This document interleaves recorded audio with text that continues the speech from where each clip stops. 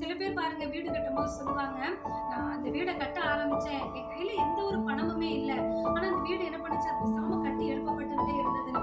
பாருங்க, அப்ப அதற்கான ஒரு நேரம், அதற்கான ஒரு சமயம் நிச்சயமாக வரும் வரைக்கும் நம்ம காத்திருக்க வேண்டியது ரொம்ப அவசியமானதா இருக்குது. பாருங்க, அன்னாள் பிள்ளை இல்லாமல் அநேக நாள் காத்திருந்தாள். அவள் ஆண்டவருடைய சமூகத்துல போய் தன்னுடைய இருதயத்தை ஊற்றி ஆண்டவருடைய சமூகத்துல ஜெபித்தாள். அந்த நேரம் வந்தது, அந்த சமயம் வந்த போது ஆண்டவர் ஒரு அழகான சாமுவேல் என்கிறதான ஒரு ஆண் குழந்தை ஆண்டவர் கொடுத்தார்.